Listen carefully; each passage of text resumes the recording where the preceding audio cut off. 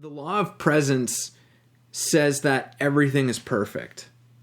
It doesn't assume anything, but it assumes an attitude of this is perfect. Everything that is happening is perfect because it is giving you everything that you need. Practicing that and really taking that on is a little more difficult for us to do.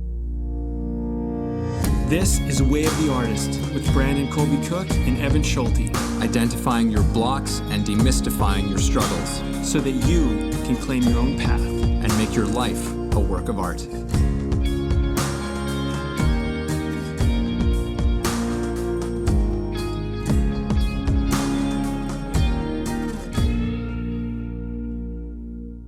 Well, you ready to jump down a rabbit hole? Yep. Yeah, I'm ready for a rabbit hole. Why not? Yeah, this is a big one. This is a master law, as we like to call them, meaning that it's connected to pretty much every other law in some way. So we're talking about the law of presence. And the law of presence, you'll probably hear us mention this law when we're talking about just about every other law, because we're going over it in every talk we've had so far. The law of trust, the law of expression, the law of authenticity, the law of simplicity, the law of process, the law of the unknown, of experience, of vision. And just about everything else we're going to talk about has the law of presence in it. Yeah. So this is a big one. And we're not going to probably cover everything about presence. Just want to prepare you for that, because that's not what this is about. Yeah. This is actually about us jumping down a rabbit hole and opening up the conversation of presence and using that as a force, as a impact thing in your life, which can actually give you freedom, give you power, give you just about everything you want. But it's something that, it's kind of the black belt of karate. Yeah. It's a bigger deal. Presence is a very challenging thing for us to practice. But a simple thing. But it's a very simple thing. And yeah, like you said, we could talk about this thing endlessly. I mean, Eckhart Tolle has made an entire book career out of talking about presence. He calls it the power of now, or just the now. And man, yeah, this touches everything quite simply because presence, the now, is the only thing that ever truly exists. As far as we can deduce, it's our past is past. Future is just a projection, an idea of something that might happen, and you can even argue that our past is just an idea of what we thought happened. And even those, when we're thinking about them, these are thoughts that are still just happening in the present. So the present is something. It is an infinite, endless thing that you just don't escape. It just always is, which is why it's a master law, and which is why we kept on discovering that every other law that we've discovered pretty much is attached to this in some way. Mm-hmm. And each one of them brings a new kind of color to presence, and presence gives those laws as well a kind of color. Mm-hmm. So it just brings a whole relation, and that's another law. Relationship is another law which it's related to. Oh my God! All right, so this one's a thick cut. Yeah, it's a big one. So get ready. All right. Well, where shall we begin? I mean, I don't know. It's a tough one to even figure out where to start. I think we can talk a bit about the benefits of being present, and why you would want to incorporate this law into everything and anything that you do, whether it be writing a song, acting a part in a movie or a play, making a movie, building a business, talking with your spouse or your best friend or your worst enemy. Presence is going to be something that you can call upon all the time. Mm-hmm. And if you learned one thing, if you took one thing from this whole podcast, you might just want to take the law of presence with you, because in some ways it would give you access to everything else. Yeah. In a weird way, it's kind of one of those things. It's like it's almost the core of the whole thing, because I think like we can talk about the benefits, and I think we can talk a little bit about how it works just to start off. Yeah. So it's really about, the law of presence is about right here, right now. And it's, to me, for myself at least, it's the ultimate kind of grounding kind of concept. Because, so many of us, myself included in this, spend a lot of time in our heads. I would say more often than not, one of my old teachers used to call like our society is plagued by continuous partial attention. And presence says like pay attention to what is happening right now. Like it's like put down the phone, take in where you are, and like what's going, like checking in with your actual reality, your actual surroundings, who's in front of you, what's in front of you, what are the sounds, what are the smells, what are the, the senses are a great way to just kind of tap right back into the present. That's like the senses are kind of our window, or an easy window for us to reconnect to it. Because otherwise we can find ourselves, the mind will just take us down all kinds of crazy things. Have you ever had that experience where you're like walking down the street, or maybe you're driving and suddenly you just like, you start paying attention. It's like you remember that you're driving, or you remember that you're just like walking somewhere, and it's not that like you've done anything bad or you've gone past where you're supposed to go, but you just suddenly realize that you haven't really been paying attention to what was going on. You go, oh, holy shit. Like I have that experience sometimes, and it's a weird feeling. I think I was just like, where the hell was I for this last, I don't even know how long. Yeah. And I was just lost in thought. Well, I think that happens on more than just like a micro level of just driving or walking or doing some routine thing. It can happen for years of your life where you kind of like go like, a year has passed or 5 years have passed. Like, where did all this time go? Yes. And when you were a kid, I don't know, like, if you remember, but like everything seemed so important, and it all kind of like, it seemed like everything took so long and it was like so slow, right? But then as you get older, time seems to kind of clip by.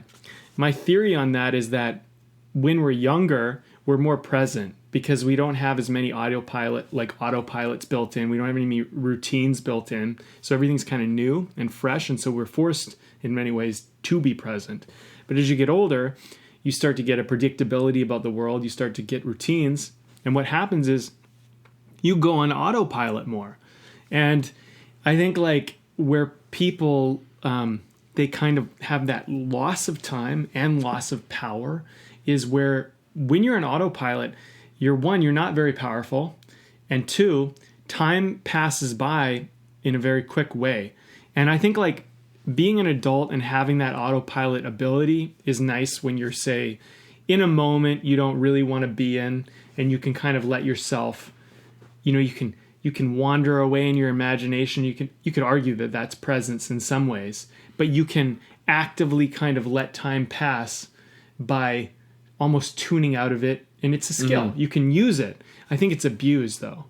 And I think, one of the power points of presence, like being present, is that you literally slow time down and you make things more meaningful, more important, and more that you just get more richness, more nectar out of the seconds of your life, right?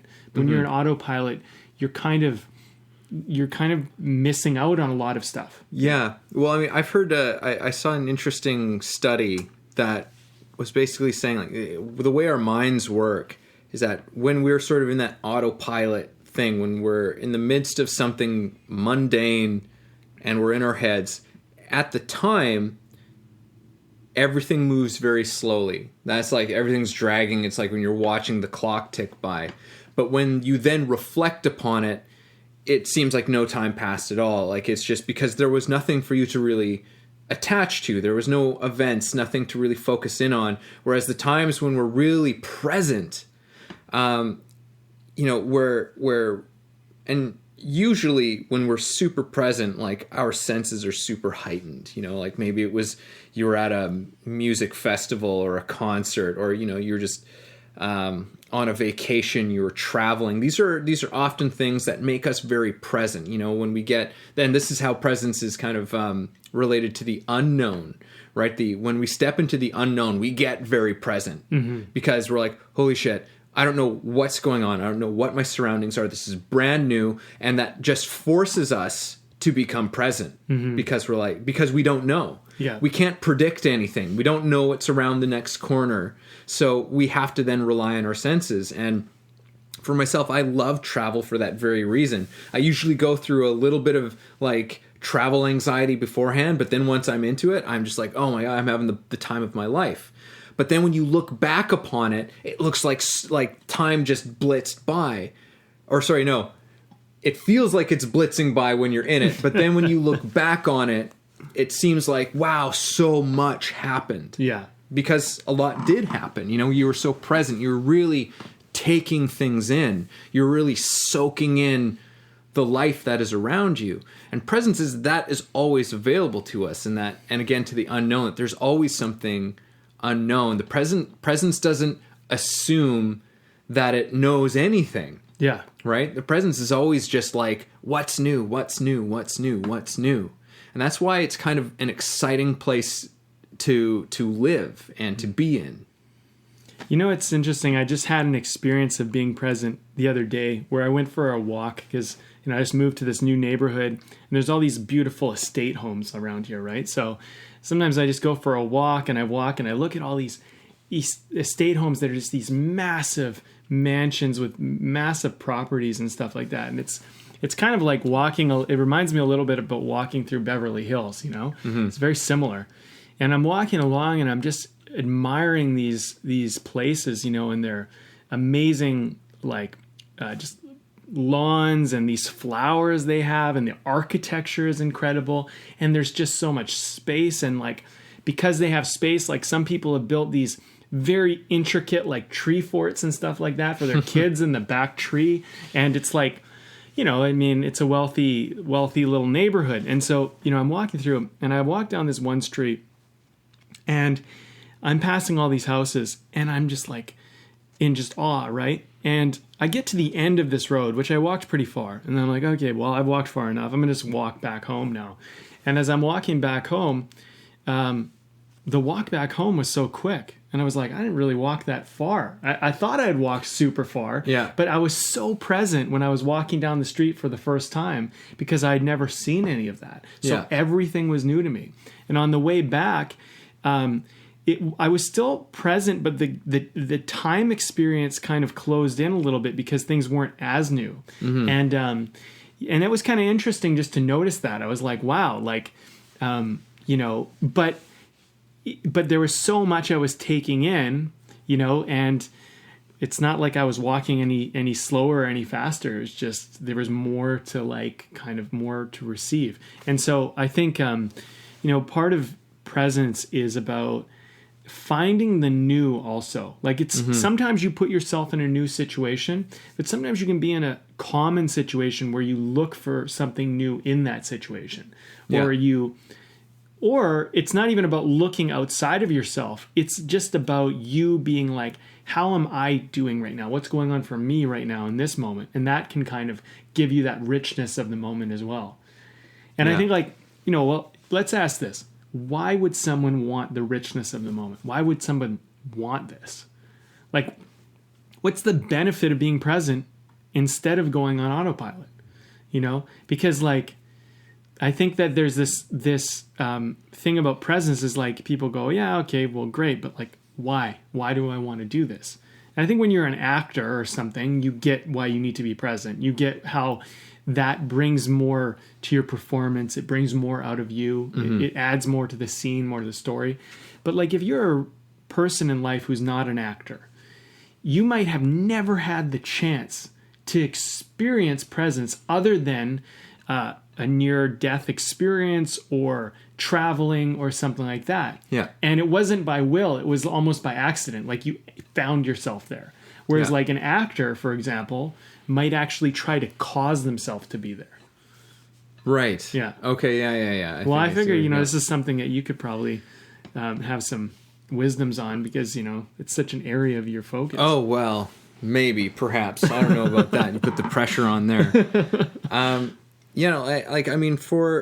For what I work with, not just actors, but with people of all sorts, is really a practice in presence and connection to presence, but to other people in the present moment, and being connected to the truth of what is actually happening in every single moment.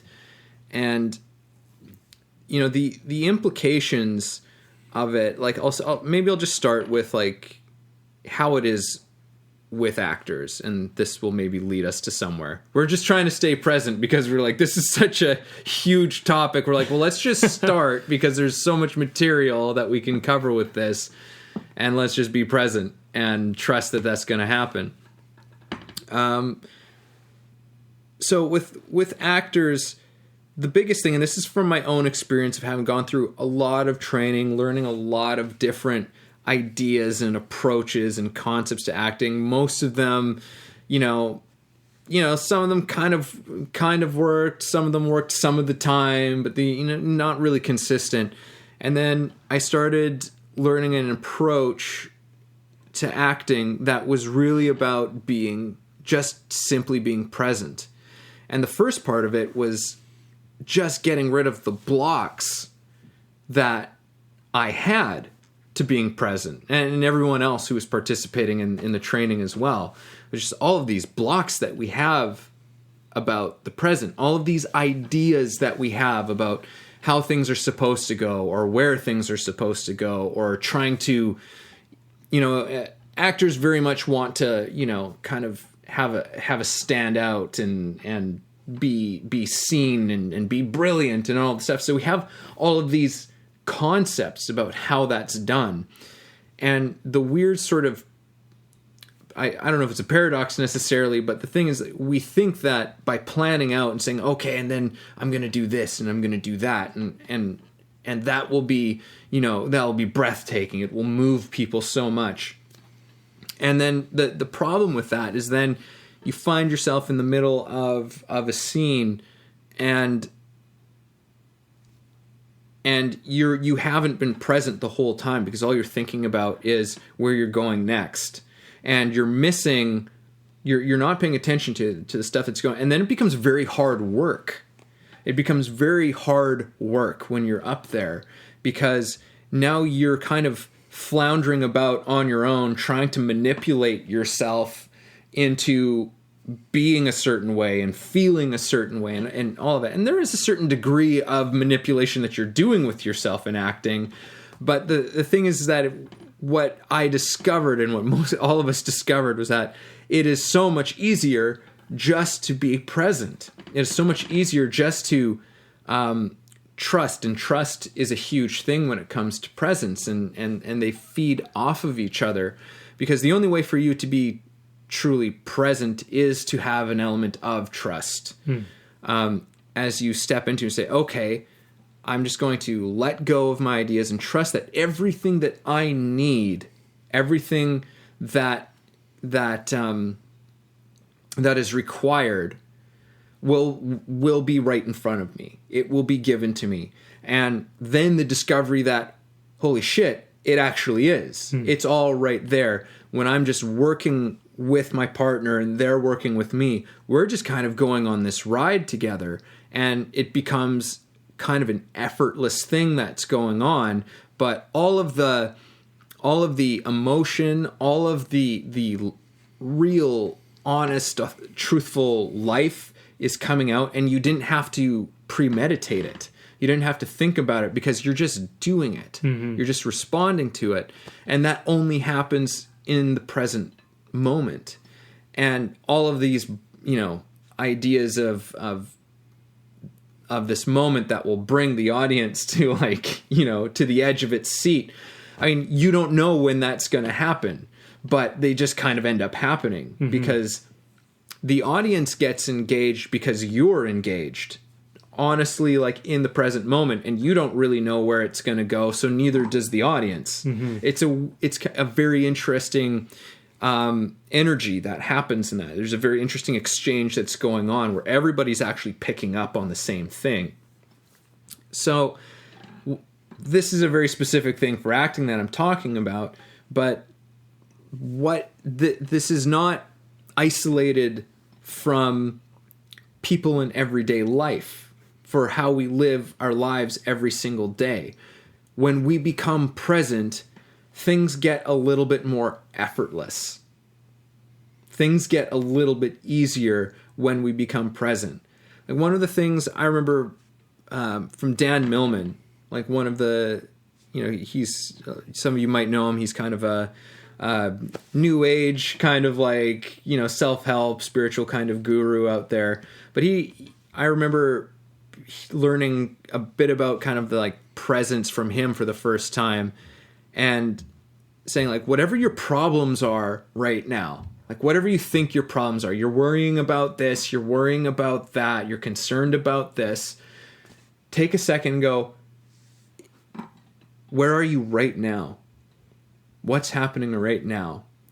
And, usually it's like, oh, well, I'm lying in my bed, or I'm sitting on the couch watching TV. It's like, is there a problem right now? It's like, right. No. This is great if you catch yourself worrying. It's like this is totally, like, this is a good practical application of presence. It's like you're catching yourself worrying. That's a good indication that you're in your head. Your worry is a future thing, almost always. It's like you're thinking about something real or imagined that's coming down the line. And presence says, like, hold on a second, like, what are you doing right now? What's happening right now? Are you okay right now? And usually the case is, yeah, I'm totally fine right now. I've got a roof over my head. I just had food to eat. I'm watching a movie at home. There's no problems. There's really no problems. And that doesn't mean that we don't have, responsibilities and things that we have to take care of, but like be present when the time comes to take care of those things. But in the moment, is it necessary to worry about it at this time? And and it also gives us an opportunity to make a decision as well, because it's like, all right, well, you can either sit here watching this movie but not really watching the movie because you're too busy worrying, so you're not really actually enjoying the movie. So are you going to actually watch it, or are you going to make a decision to go and work on the thing that you're worrying about? That's another thing that presence can help guide us with is choices. It's like, are you in this state where you have a concern? It's like, all right, well, either just do the thing that you're doing right now and be okay with it, or decide to go and do something about it and do that. But you can't, that continuous partial attention that I was talking about, where it's like, it's the multitasking is like, it's the robbery of the present moment a lot of the time. And it is robbery. Yeah. It absolutely is robbery, for sure. I have a client right now. We're doing the timeless storytelling course, and which is a course where you go through and you write the full feature script, right? And we're in the section of where you actually start the script and you face the blank page, really for the first time, because everything up until this point, I've given you kind of outlines and ways, questions to answer, things to do, and you always kind of had a cue to write about. But when you start a script, no one gives you a cue except you. Mm-hmm. It's the first time that you face the blank page, because there's no question to answer. There's no now you do this moment, right? And in this section, I always like to talk about writer's block with all the writers I work with. And I ask them a series of questions like, is writer's block real? And how do you know you have it? And what do you stand to benefit from having writer's block? Yeah. And, so forth. And anyway, as we go through the process, the ultimate thing, and, if anyone ever does the course, I mean, we'll take it way deeper than this. But what I get to at the end of the day is like, well, you're either writing or you're not writing. And writing is about presence. And a lot of people forget about that because they think, oh, I'm in my head, I'm working on this story, I'm doing. It's like, are you there with the keyboard or the pen and the paper? Are you there doing it, or are you somewhere else? And a lot of people go, I have writer's block. And it's like, well, you're not present is really the thing. When you become present, you start to see that writing is actually quite easy. It's quite simple. Mm-hmm. It's like, if you're present, you go, well, if I'm actually writing, I'm writing some words on the paper. But what happens is people go into their minds, they go, wow, what I'm going to write is going to be crap. It's like, well, write it down and let's see if it's crap. Because right now you're not writing anything. So this future idea of that what you're going to write is going to be crap, we don't know if that's because you're not writing anything. So, you know what I mean? So like the thing is like presence is very powerful because it actually is like a moment to call yourself out.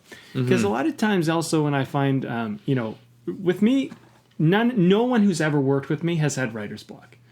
They've maybe had it temporarily, but after working with me, they don't have it anymore. Yeah. Because I'm very good when it comes to writing about simplifying the process. Usually when people say, oh, I don't have time to write, it's like, okay, well, so you never stopped and carved out any time to sit down and write.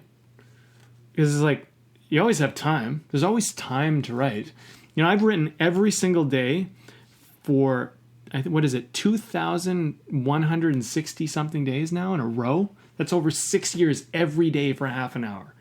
Every single day, no matter what was going on. Mm-hmm. And the thing is I'm not saying that to brag. I'm just saying that is because I believe it's, as someone who teaches writing, it's important for me to be good at representation that writer's block doesn't exist. And I've proven that, I think, tenfold now. And I will probably continue to write every single day for the rest of my life. But the way I look at it is I carve half an hour out of my day. That's my half an hour. And I sit down and I write. And sometimes it's going to be crap. And sometimes it's going to be brilliant.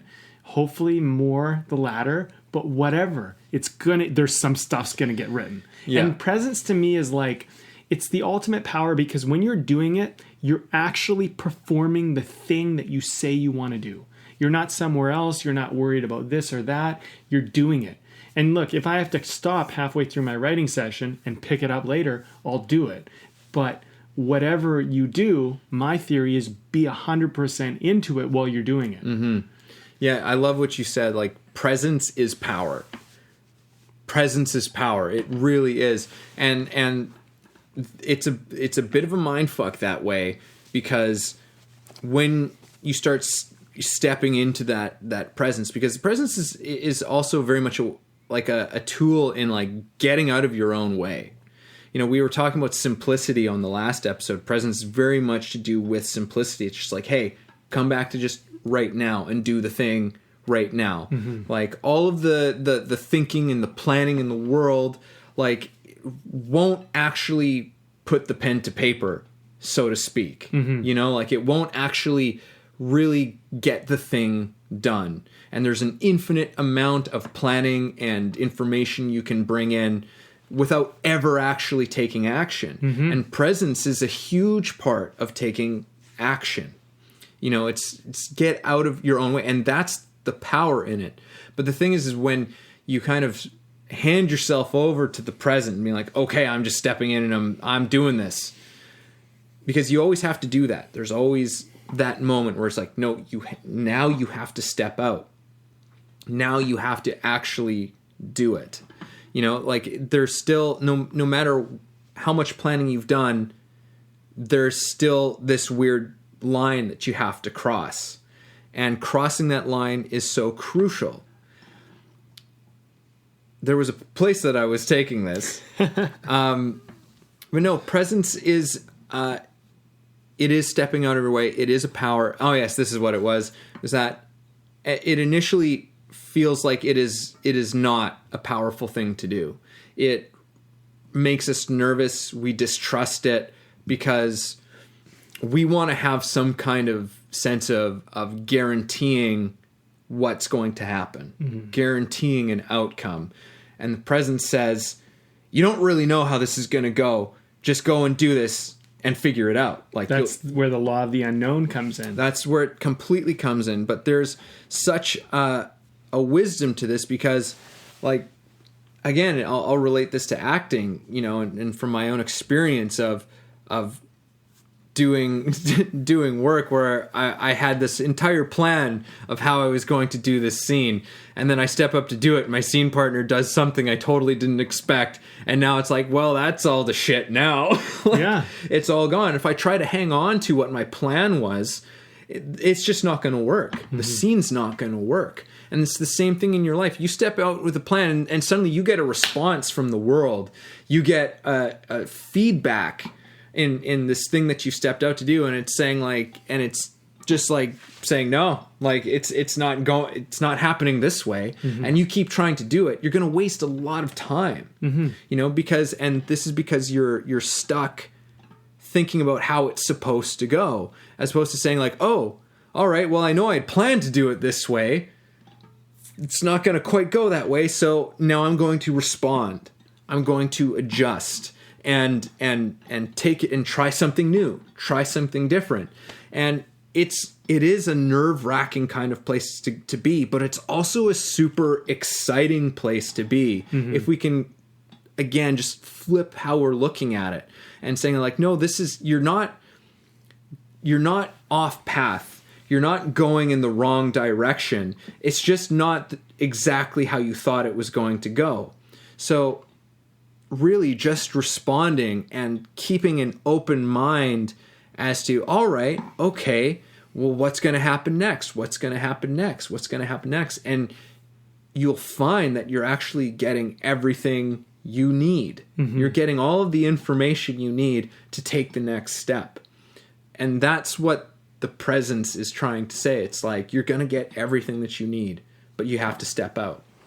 You know, I'd love to take this just a little bit away from the art for a moment and talk a little bit about the business side of things and how presence relates to that. Because I feel like, you know, there's probably some entrepreneurs and some people like that who listen to this who like the philosophy, but they maybe don't relate to the acting side or, you know, whatever, filmmaking or screenwriting or something. But look at this as sales, right? Like you're in a sales call or an enrollment call with the new client. If you're in the future thinking about the sale, thinking about the close, thinking about the time where they give you the money or their credit card or whatever, you're not present. Because if you're not talking about that right now, that's not happening right now. And, you know, sales and enrollment or anything like that is a very natural thing when you're present. You're very effective and powerful when you're present. And whatever you're talking about is what you're talking about. You know those salespeople, they're sleazy. They come off as sleazy. Maybe they don't mean to. Sometimes they are because they are sleazy and that's their way. But, you know, a lot of time, you know, sometimes we don't want to sell someone something because we feel like, I feel like I'm being sleazy.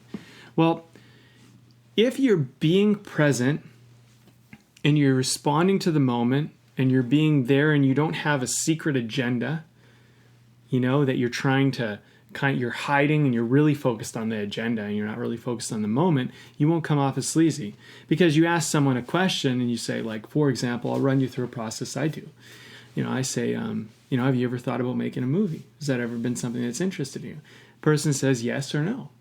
Yeah, you know, I thought that'd be kind of cool, but, you know, I don't really see myself doing it. Oh, yeah, why not? When I ask them why not, I'm not thinking about, you're going to sign up for my movie course. I'm thinking, why have you never made a movie? They're so much fun to do. Like, why do you think you're not someone who can make a movie? I'm really curious. I want to know. And then they're like, well, you know, I just don't know how to do it. I've never been in the film industry. And isn't it only for certain people? And then, you know, I can respond to that and I say, you know, when I was about, I don't know, I think 10 or something years old, somewhere around there, I saw Home Alone. And I told my mom, you know, I want to be an actor. And my mom said, oh, that's only for certain people. And I believed her for about 5, 6 years. And then, you know, I came to Vancouver and I ended up, I was working at I was just working at a restaurant and this agent came in And I guess liked my look, called me over the table, said, hey, you know, why don't you come in, do a reading at my agency office? I did. I ended up getting an agent, and I started acting class, and it blew my mind. And I remember coming home to tell my parents and being like, I'm an actor. I'm gonna be an actor. I'm getting taken on by this big agent in town, and you know, and so I can tell the person this story of myself, and then they go, oh, wow, you know, it's like, so you know, I get it. You know, I also felt like at a certain point it was not possible. You know, what if it was? And then the person's like, wow, that'd be pretty cool. I mean, I'd always love to do it. I mean, you know, and then we're having a conversation. And then we go down the line and they go, you know, at some point they're going to start to, you know, I've helped them in that moment see that maybe their belief is different. Now it just comes down to, do you want to make a movie or do you not want to make a movie? But before we're even going to sign them up for a course or get them to make a movie, we got to go through the process of where is everyone at right now. Yes. And any sales thing, it doesn't matter whether you're helping someone make a movie, you're bringing them into your coaching program. It doesn't matter what you're doing. We need to be present. That's where all the power is. Mm-hmm. And that's where all of, you know, what's funny is that, you know, we try and collect all of this information.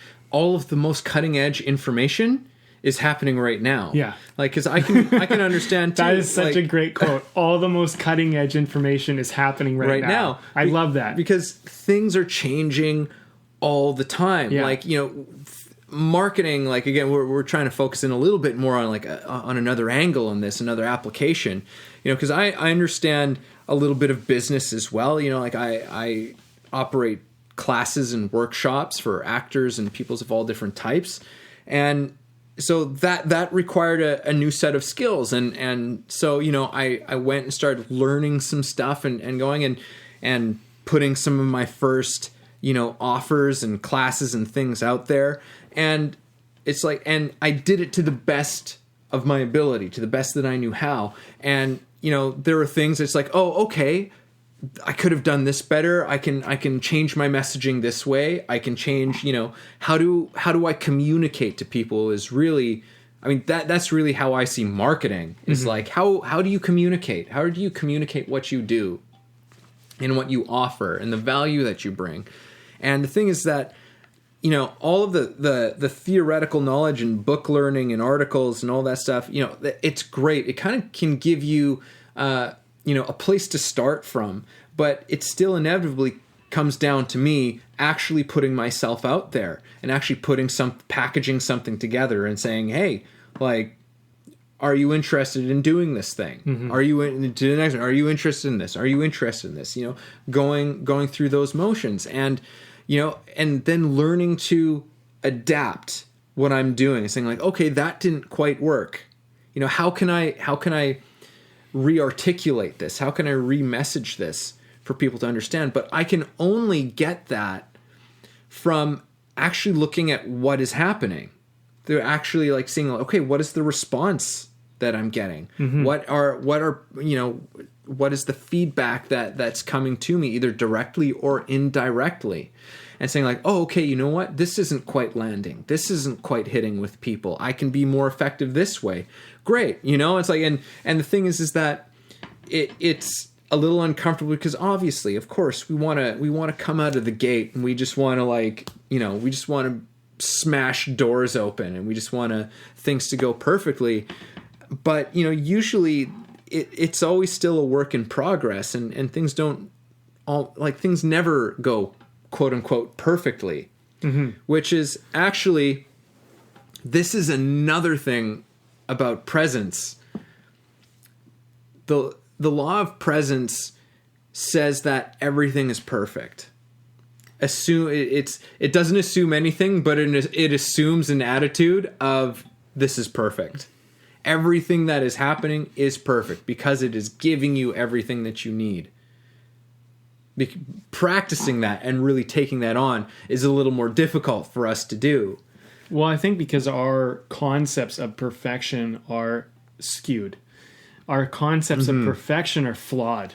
And we have a difficult time recognizing that a flaw or a mistake could actually be a good thing because we're a little bit indoctrinated into the idea of that there's a right and wrong and that you somehow know the right and wrong, and I think that the law of presence, you have to remove your judgment when you're in and functioning from a powerful place, which is the law of presence. You need to remove judgment, because the powerful place says, whatever you throw at me, I will respond.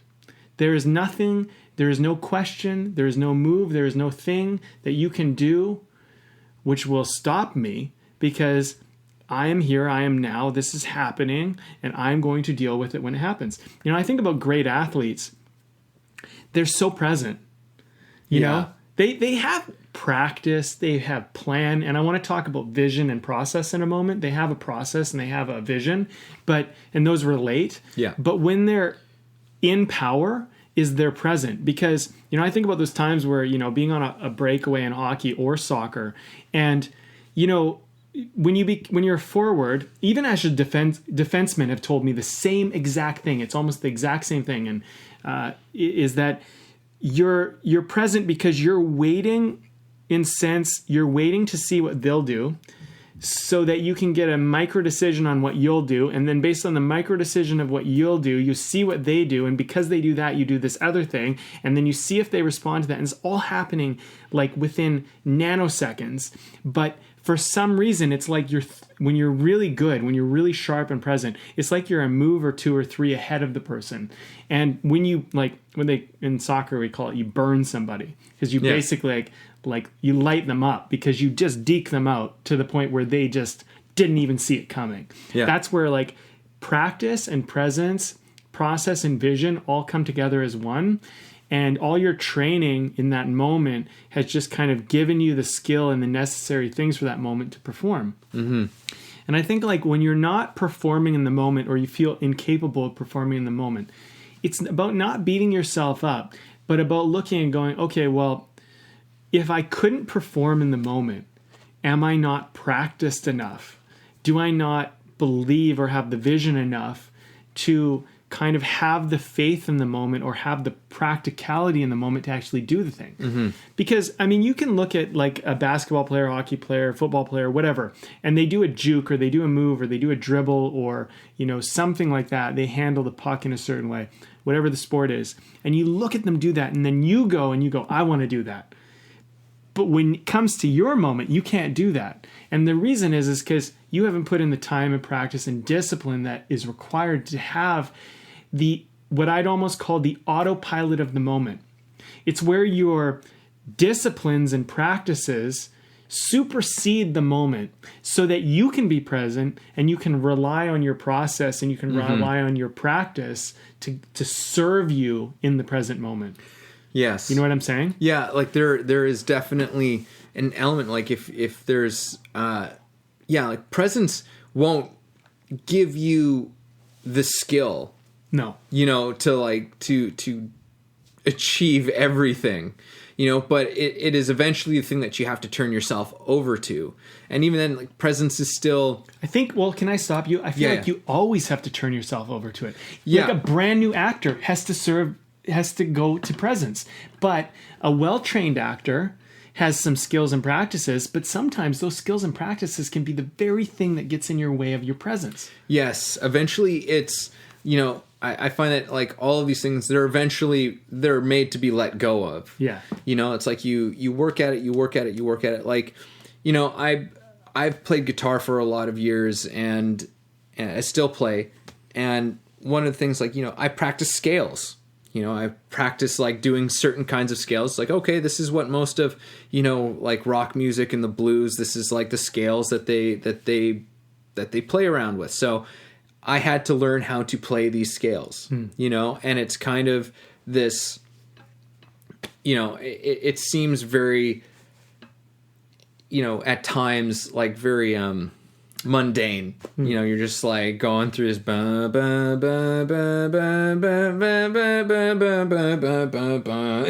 just doing that over and over and over again. And the thing is that still requires a certain level of presence. In order for me to perform that scale, I have to remain present with it. It's like where my fingers are going, making sure I'm hitting everything in symmetry with each other, and then learning how to actually implement that. And the thing is, going through that, it's like it's building like a muscle memory on a more hard skill kind of level, like a kind of, a feel. It's like, okay, I know how to do this. I don't have to think about doing this. Much like with actors, why it's so important to learn your lines, like they're, you need to know your lines like they're in your blood, because that's kind of part of a skill. It's like, okay, so you've got that down pat, so you don't even have to think about it anymore.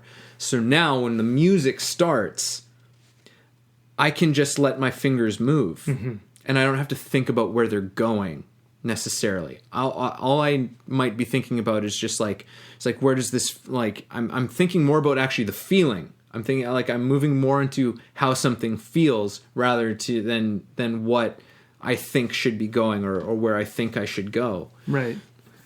It's an important part. Those skills are an important part of making the transition, but ultimately that transition has to be made in order for, a great music to happen.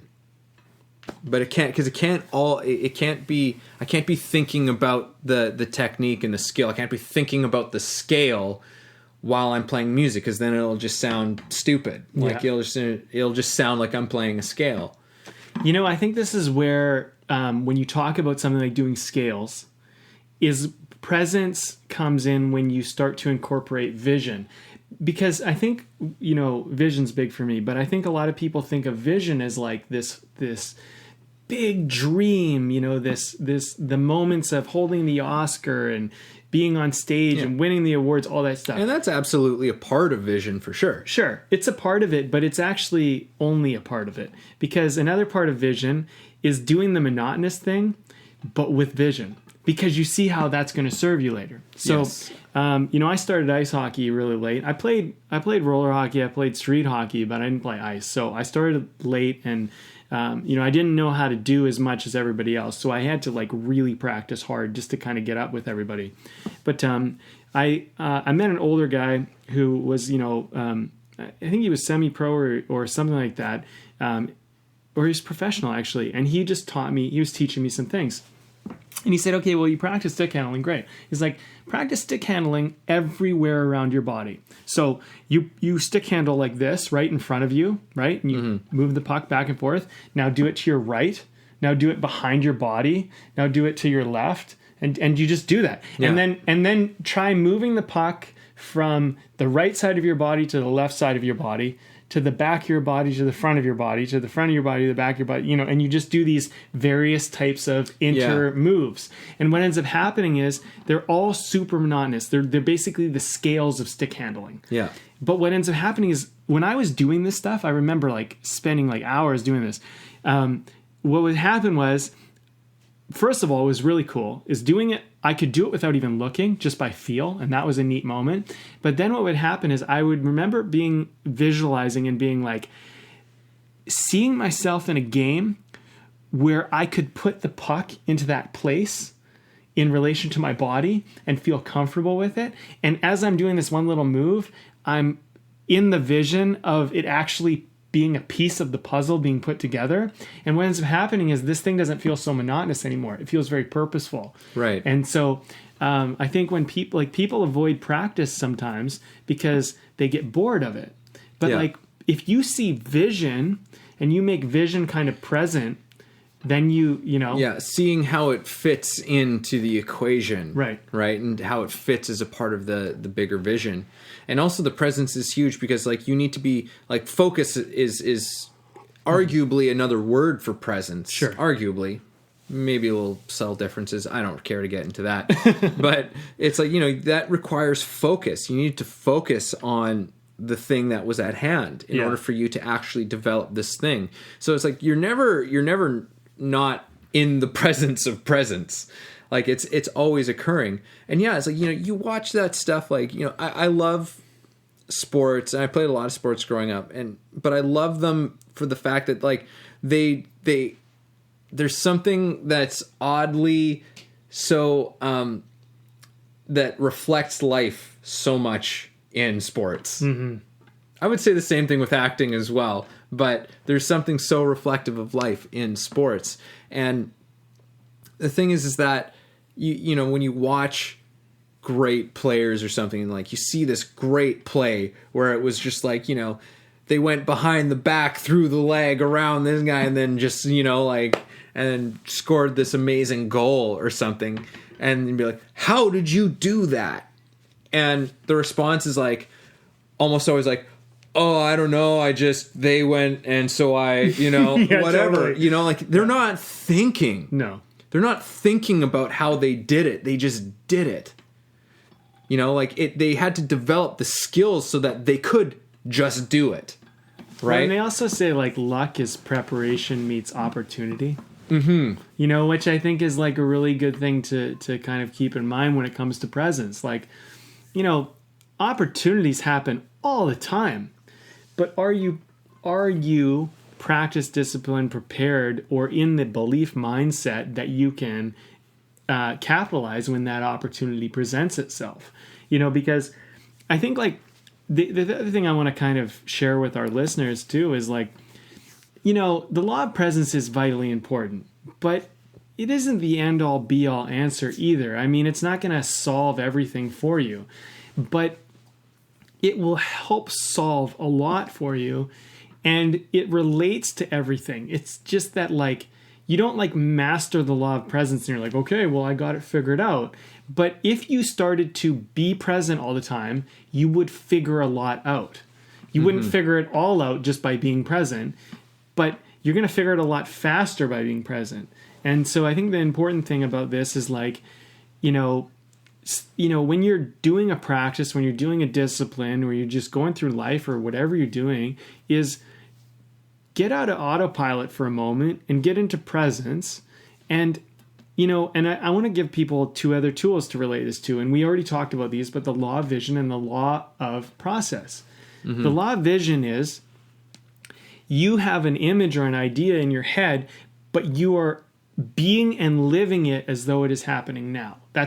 And vision is just presence, but presence in the projected idealistic future, right? And the law of process is having, like, it's understanding where you are on your journey and also having a plan. Now, your plan may go to shit, but having a plan is important because, you know, and let's go back to the business side of thing, the sales or enrollment, say, thing for something. Well, once I had a process for how to actually sell and enroll, it changed the game for me because I always know where I am in the process. I always know where I am in the thing. So, you know, it doesn't start by, although sometimes it may, just by, like, so you want to do the course? You know, this is how much it is. Do you want to do it? Right? Usually that's going to happen at the end, because in the beginning, what I'm trying to figure out is, like, first of all, do you even want to make a movie or write a script? Okay, you do? Okay, great. So, you know, like, the next thing is like, why? Why do you want it? And thirdly, what's stopping you from doing it? Because why do you want it? I want to know what kind of person I'm working with, you know, and I want to kind of help you know what you're doing. Thirdly, like, do you even need me? Like, is it necessary for you to hire me to write your script, or can you just do it yourself? Like, you know, what do you think's blocking you? And can I actually help you with those blocks? Once we've solved some of those things, then we can start to have a conversation of whether we could do the course or not. But, like, until those three things are taken care of, at least, we're not talking about them signing up for the course. And so, like, I think when you go through anything, being present, it's very important to be in the moment you're in and understand that until you move through that moment, you don't get to jump to the next. And that's kind of what the law of process is. But the law of process is very much about the law of presence, because the law of process says you are in process, you are where you are. But the law of presence says you have to be, like, authentically truthful to where you are. You don't get to, like, be there when you're not there yet. But the law of vision kind of says you can be and live like it. You can bring your higher self, your essence out, but you still have to be in the reality that you are physically where you are, doing what you're currently doing, you know? And so, like... and that's perfect. Where you are is absolutely perfect in your process. Yes. They're all very related. I think like if you're enjoying anything about this talk, you might want to listen to the law of process, listen to the law of vision, and then it might spur on you to want to listen to some others. I mean, don't get overwhelmed by it. You're here now. That's enough. Just a podcast. It's just a podcast. But I mean, these are the things. I mean, you know what's funny? It's like this comes up for everybody. Like the artists, the other artists we've had on this, the musicians, the architect, the producer. It comes up for everybody at some place or not. Like being present is so much about. It's so much related to everything. And when we deny being present, I think we just give away our power. And that's why we feel like we don't have the ability, right? And you might not have the practice, but like if you could have all the practice in the world, but if you're not present, it doesn't matter anyway. Mm-hmm. Like that's kind of the funny side of it. Like if I had two athletes in front of me, I would rather the athlete that was present than the athlete who was practiced. If I had one or the other, I would rather a practiced present athlete than I would an unpracticed present athlete. But if I had the choice between presence or practice, I would choose presence, because even without skill, you're going to be more responsive, more in the moment, more tuned, sharper. If you're practiced, you'd probably be a little bit more, laissez-faire, almost entitled, almost like, you'd just miss, you'd be dull, right? So obviously practice and presence is better together, but whatever. I think we're going to get into a lot of practice at one point too. Yeah, no, definitely. Yeah. Definitely. That's a great one. Yeah. Well, this has been something. Beer? Yeah, let's talk about this brew that you have procured. Okay, so this is Yellow Dog Brewing Company. And it's called the High Five Hazy IPA. A little purple can. I love Yellow Dog's marketing. It's so simple, and it's just so clean and sharp. Yeah. And they always have really good beers too. But they're a little Port Moody. I think they're a Port Moody brewing company. Yep. And I'm liking it, man. It's a good beer. Everything I have from them is good, and this is another solid one. Mm-hmm. Yeah, no, I love their stuff, and IPAs are generally a little bit stronger, not really like one that you put down real quick, but this one is going down quite easy, and I'm enjoying it. Yeah, it's I don't know, it's like it's got a smoothness to it. It's got a nice hop, but it's not like overly hoppy. It's something about the hazy it's really balanced. It's kind of got there's a bit of a sweetness to it to kind of round it out and not make it too harsh, so it's good stuff. Well, that was not an ad for beer or anything, but we just drink beer. It spurs on the conversation. It's part of our folklore, part of our history, part of our legacy, is we drink beer and we have conversations about art and stuff. Art and life and the artist's way, the way of the artist and its approach to life. It is a way, that's the thing. It's a philosophy. It's an approach of life, right? And the thing is I think as you go through these laws and you learn this stuff or take on this stuff with us, it's about looking at how you can incorporate this in your own life philosophy. Yeah. It's not this isn't about like finding like hard rules and figuring out how to like do this and then do that and then you can solve this. It's more like you bring this into your way of going through your life.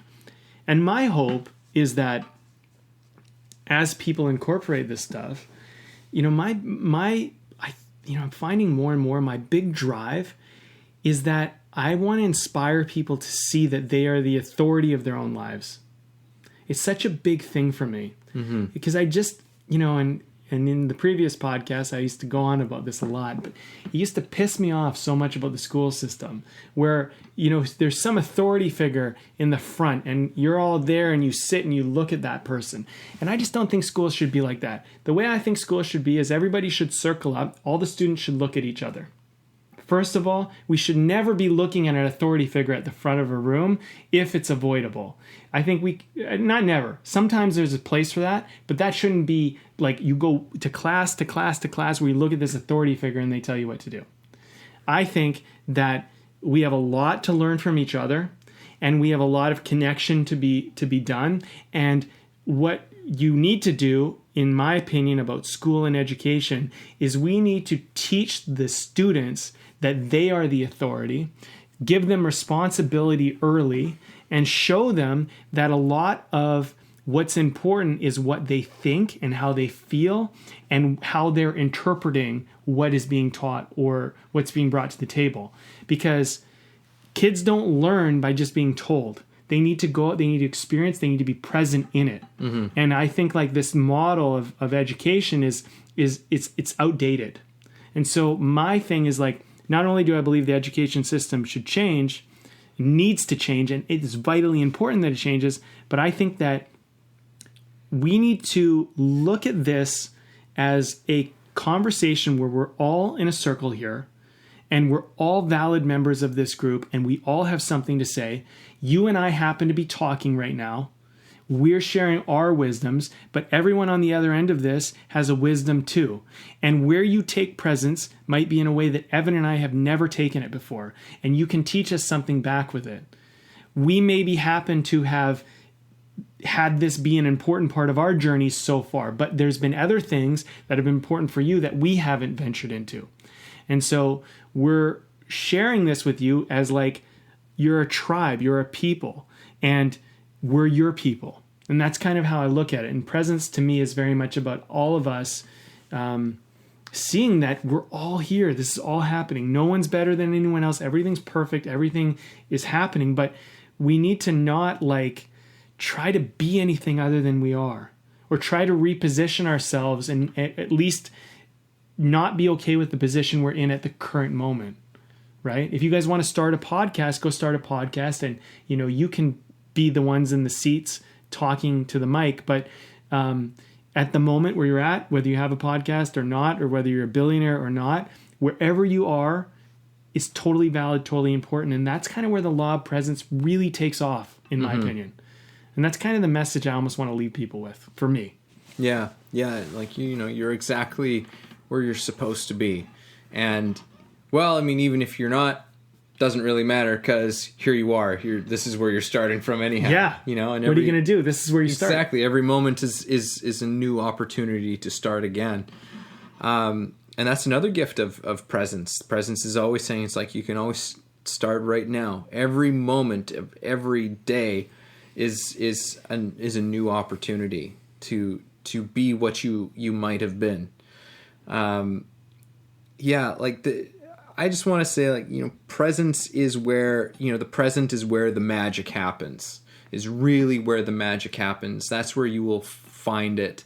It's, and if you're still not convinced about this whole presence thing, you're not really sure, just think of, like, what are some of your favorite memories from your life? What are some of the moments from your life that you just go, oh yes, that I remember that, like your fondest memories? What's the stuff that's just coming to your head right now? Like what are those things? Now think like maybe you zero in on a couple of them and go, it's like, well, what was happening? What was happening at that time? What was going on? The thing about those memories is that we remember them so vividly. We remember them with such fondness. And a huge part of that is because you're so present for it. You were just there, just taking it in and standing in that absolute perfection of what was going on, about being a part of that moment too. That's another huge part of presence. It's not just about the stuff that's going on around you. It's about you also being a part of it. Mm-hmm. And that connection to it. So if your fondest memories have such a strong connection to the present, then what are you waiting for? Let's make some more of those memories. And the only way you're going to make those fond and amazing memories, those memories that you will, look back on at the end of your life, and those only came about because you're like, no, I was here and I was present and I was taking it all in, and it was amazing.